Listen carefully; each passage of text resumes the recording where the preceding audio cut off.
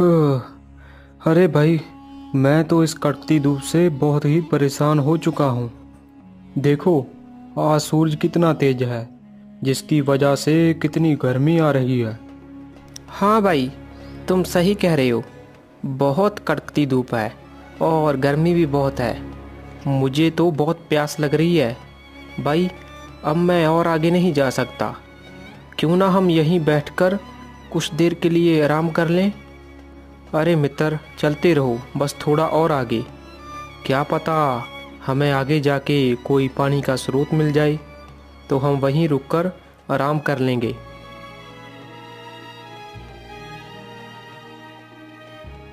फिर वो ऐसे ही चलते चलते काफी दूर तक निकल आते हैं और उन्हें चलते चलते शाम भी हो जाती है और अंधेरा भी छाने लगता है। अरे देखो मित्र, काफ़ी अंधेरा हो गया है। हम यहीं रुककर रात गुजार लेते हैं। क्या कहते हो मित्र? हाँ भाई, सही कह रहे हो। चलो यहीं रात काट लेते हैं और सुबह होते ही हम आगे बढ़ेंगे। फिर वो वहीं रुक जाते हैं और रात काटने लगते हैं।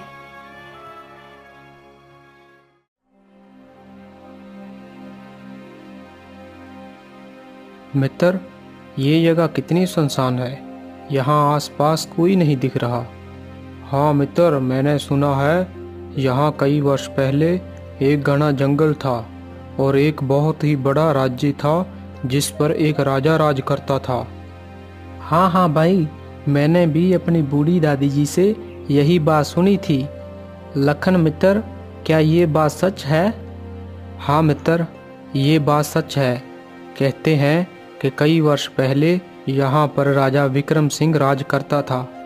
लेकिन एक दिन पता नहीं ऐसा क्या हुआ कि राजा के साथ पूरा राज्य महल यहाँ से गायब हो गया और राज्य में रहने वाले सभी लोग राज्य को छोड़कर कहीं दूर चले गए। आज तक किसी को नहीं पता चला कि वो राजा और राजमहल कहाँ चला गया। मैंने तो कई लोगों से ये सुना है कि राजा और उसके राजमहल को दूसरी दुनिया के लोग उठा कर ले गए हैं। पता नहीं इस बात में कितना सच है और कितना झूठ। लेकिन मित्र, मुझे तो नहीं लगता कि दूसरी दुनिया के लोग राजमहल और राजा को उठा कर लेंगे होंगे। जरूर राजा के किसी न किसी बड़े पाप के कारण ही ऐसा हुआ होगा, जिससे वो और राजमहल यहाँ से गायब हो गया।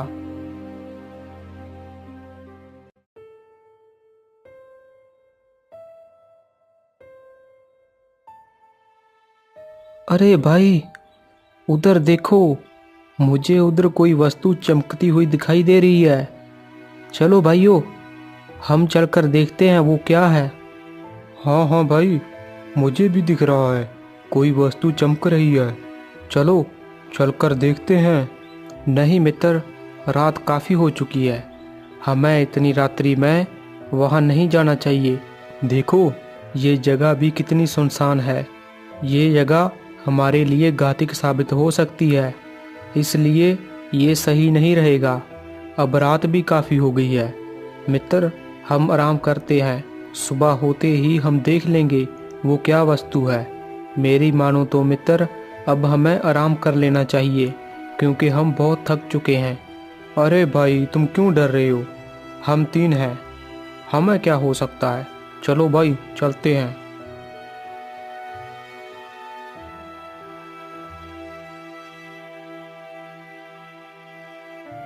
अरे भाई, मुझे तो लगता है ये एक सोने का सिक्का है।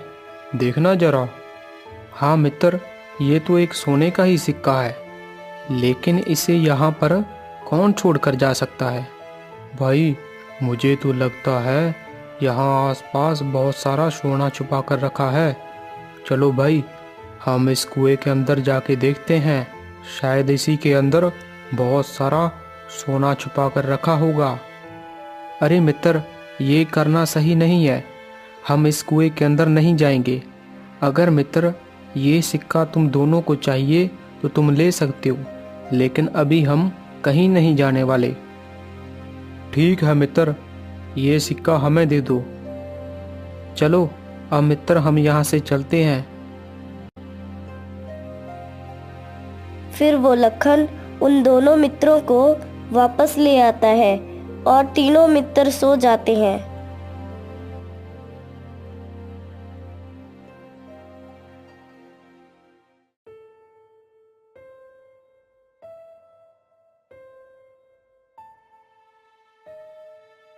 भाई, अरे भाई उठो। भाई, लगता है अब लखन गहरी नींद में सो गया है। चलो हम दोनों जाकर उस खजाने को ढूंढते हैं जो उस कुएं में है। हाँ भाई, चलो।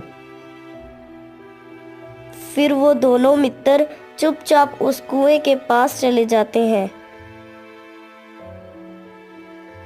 अरे भाई, ये कुआं तो काफी गहरा है। देखो भाई, इस कुएं में अंदर जाने का रास्ता भी है। चलो भाई, अंदर चलते हैं। फिर वो दोनों मित्र उस कुएं में उतर जाते हैं। ये रास्ता शायद खजाने की तरफ ही जा रहा है। हाँ भाई, लेकिन ये रास्ता कितना डरावना है। मुझे तो बहुत डर लग रहा है। मुझे लगता है हमें वापस लौट जाना चाहिए। अरे भाई, डरो मत। सोचो, अगर हमें वो खजाना मिल गया तो सोचो, हमारी जिंदगी बदल जाएगी। हम क्या से क्या बन जाएंगे। हाँ भाई, तुम्हारी ये बात तो सच है। अगर हमें खजाना मिल गया तो हम तो माला माल हो जाएंगे।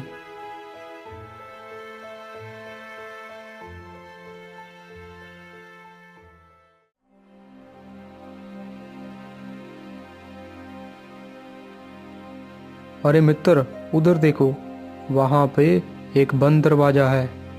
हाँ भाई, मुझे लगता है खजाना जरूर उस दरवाजे के पीछे ही होगा।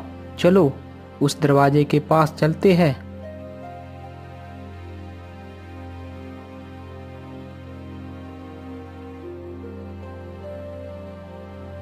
अरे भाई, ये दरवाजा कैसे खुलेगा? अब मुझे तो कुछ भी समझ नहीं आ रहा। रुको मित्र, मैं देखता हूँ।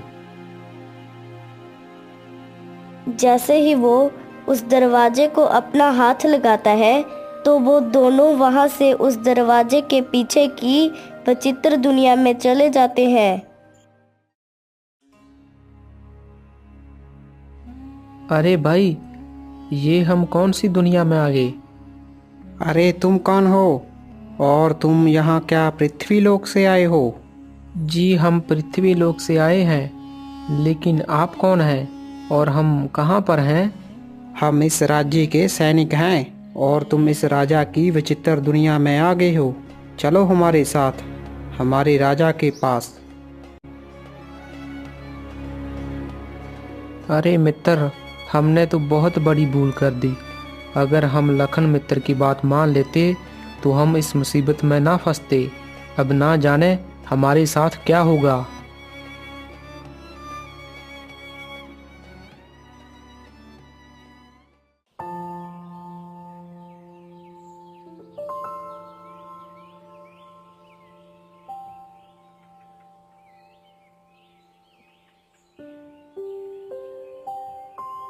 अरे, मेरे दोनों मित्र कहाँ हैं?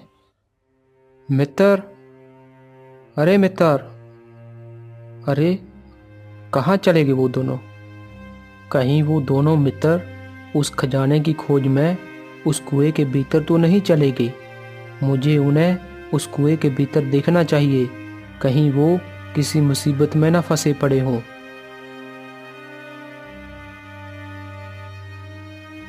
मित्र, अरे मित्र,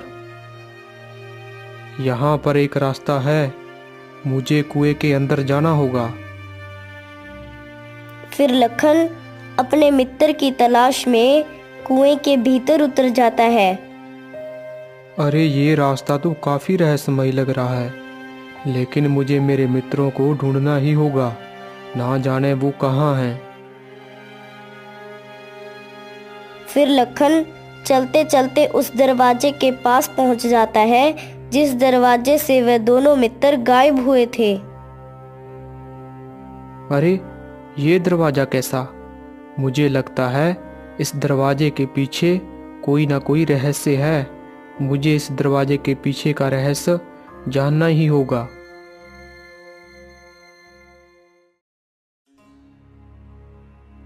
अरे आप लोग कौन? और ये मैं कहाँ आ गया? अरे तुम बताओ, तुम कौन हो? तुम हमारी दुनिया में नए लग रहे हो। क्या तुम पृथ्वी लोक से आए हो? हाँ हाँ, मैं पृथ्वी लोक से ही हूँ। लेकिन आप लोग कौन हैं? हम लोग इस राज्य के राजा के सैनिक हैं और तुम्हें हमारे साथ हमारे महाराज के पास चलना होगा। जी, जैसा आप कहें, मैं आपके साथ चलने के लिए तैयार हूँ। चलिए।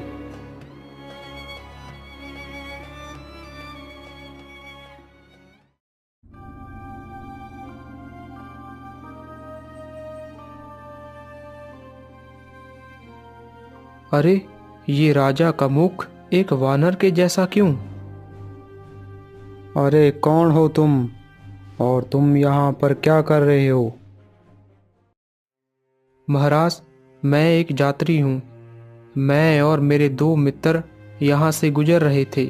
मेरे वो 2 साथी आपकी इस विचित्र दुनिया में आ गए हैं। तभी मैं उन्हें ढूंढता हुआ आपकी इस विचित्र दुनिया में आ गया हूँ। अच्छा, तो वो दोनों मित्र तुम्हारे ही मित्र हैं। वो दोनों तो हमारे ही पास बंदी हैं, लेकिन वो तो दोनों मित्र दिल के काफ़ी लालची हैं। याद रखना, यहाँ तुम अपनी मर्जी से आ तो सकते हो, लेकिन वापस पृथ्वी लोक में जा नहीं सकते। जब तक तुम लोग मुझे इस श्राप से मुक्त नहीं करते, तुम इस लोक से पृथ्वी लोक पर नहीं जा सकते। लेकिन महाराज, ये श्राप आपको किसने दिया था?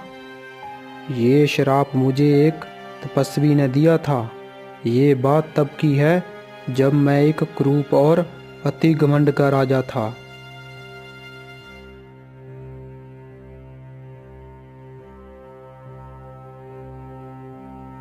रामलाल, तुमने पिछले 2 साल से मुझे कोई कर नहीं दिया, ऐसा क्यों?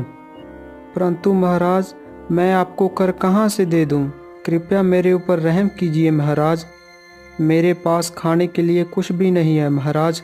बड़ी मुश्किल से मैं अपने बच्चों की परवरिश कर रहा हूँ महाराज। फसल अच्छी होते ही महाराज मैं आपका पूरा कर चुका दूंगा महाराज। अब मेरे पास आपको देने के लिए कुछ नहीं है महाराज। अगर देने के लिए कुछ नहीं है तुम्हारे पास तो जाओ, मेरे राज्य से बाहर चले जाओ। परंतु महाराज, हम कहाँ जाएंगे? इस राज्य को छोड़कर महाराज हम कहाँ जा सकते हैं? पिछले 2 साल से महाराज बारिश ना होने के कारण खेतों को पानी नहीं मिला और पानी ना मिलने के कारण सभी के खेत बंजर हुए पड़े हैं। अगर खेत बंजर रहेंगे महाराज तो खेतों में अच्छी फसल कैसे हो पाएगी? और अच्छी फसल नहीं हो पाएगी तो महाराज बड़ा हम क्या बेचेंगे? अगर फसल नहीं बेच पाए तो महाराज बड़ा हम पैसा कहाँ से लाएंगे? महाराज, हम अपना घर बार बड़ी मुश्किल से चला रहे हैं, तो महाराज बड़ा हम आपको कर कहाँ से देंगे? कृपया करके हमारे ऊपर रहम करें महाराज। तुम्हारे जैसे गरीब लोगों के लिए हमारे दिल में कोई जगह नहीं है। सुनो रामलाल, अगर तुम्हें मेरे राज्य में रहना है तो मुझे पूरा कर देना होगा। चाहे तुम्हारे खेत में फसल हो या ना हो, मुझे उससे कोई मतलब नहीं है। मुझे बस कर चाहिए।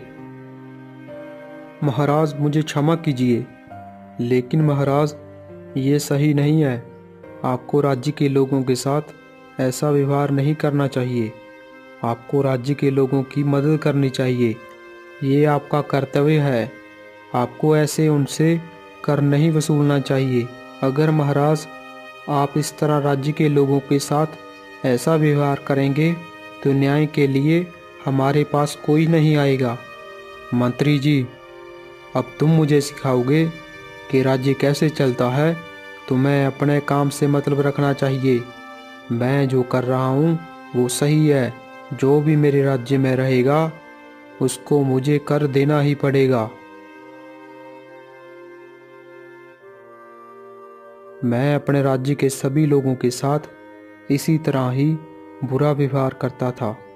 जो भी मदद के लिए मेरे दरबार में आता था, मैं उन्हें बुरा भला बोलता था। एक दिन मैं सुबह जंगल में अकेले शिकार पे निकला।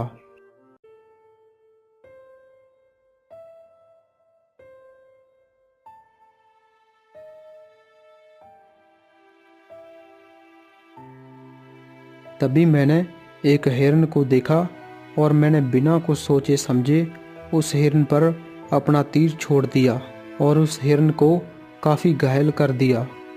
तभी वहीं पास में एक पेड़ के नीचे एक तपस्वी तपस्या कर रहे थे।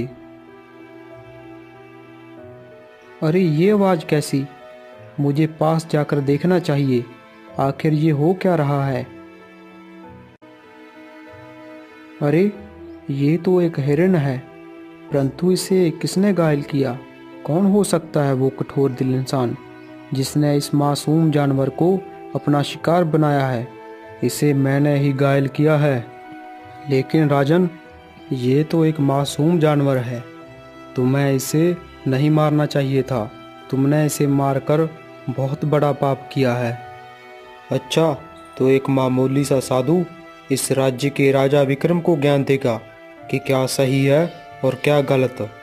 महाराज हूँ मैं इस राज्य का महाराज। क्या पाप है और क्या पुण्य है मैं अच्छी तरह से जानता हूँ। अब मामूली सा साधु राजा विक्रम को ज्ञान देगा।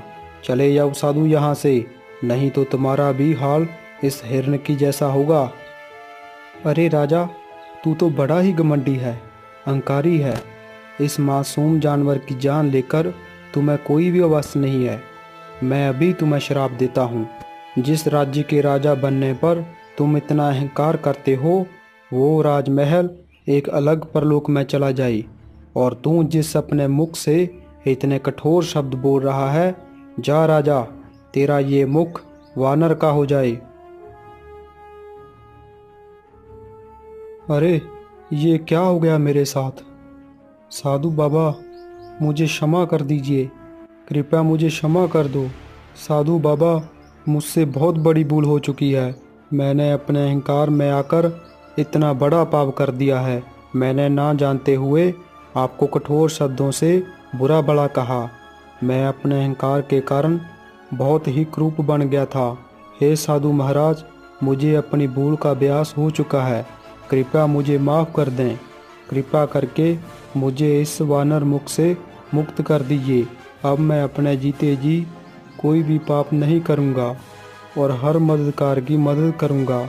कृपया मेरे ऊपर रहम करिए साधु महाराज। अरे अहंकारी राजा, तुम्हें अपनी गलती का आभास हो चुका है, लेकिन मैं अपना दिया श्राप वापस तो नहीं ले सकता। लेकिन तुम्हें श्राप से मुक्त होने के लिए एक उपाय बता सकता हूँ। जिस दिन पृथ्वी लोक से तुम्हारे परलोक में आकर एक नेक दिल इंसान तुम्हें स्पर्श करेगा तो तू इस श्राप से मुक्त हो जाएगा।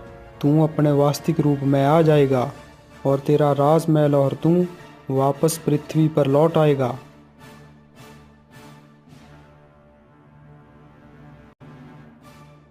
उसी दिन से मेरा राजमहल और मैं इस कुएं में समाये हुए हैं। यदि तुम एक नेक दिल इंसान हो तो तुम्हारे सुनने से मैं अपने वास्तविक रूप में आ जाऊंगा। अगर तुम मेरे इस श्राप को मुक्त करने में सफल हो गए तो मेरी तरफ से तुम्हें इतना धन दिया जाएगा जिससे तुम और तुम्हारे आने वाली कई पुश्तियाँ आराम की जिंदगी जिएंगी। ठीक है महाराज, जैसी आपकी आज्ञा। अगर मेरे स्पर्श करते ही आप इस श्राप से मुक्त होते हैं तो महाराज मैं ये कार्य करने के लिए तैयार हूँ। लेकिन महाराज, मुझे धन की कोई लालच नहीं है। मैं ये सब धन के लिए नहीं कर रहा। मैं सिर्फ आपको इस श्राप से मुक्ति दिलाने के लिए और अपने मित्रों के लिए ये सब कर रहा हूँ। फिर वो लखन जैसे ही उस राजा को छूता है तो वो राजा अपने वास्तविक रूप में आ जाता है। अरे ये तो कमाल हो गया, मैं श्राप से मुक्त हो गया। देखो। हाँ महाराज, आप श्राप से मुक्त हो चुके हैं। हे नेक दिल इंसान, तुम्हारा लाख लाख शुक्रिया। तुम्हारी वजह से आज मैं अपने असली रूप में आ गया।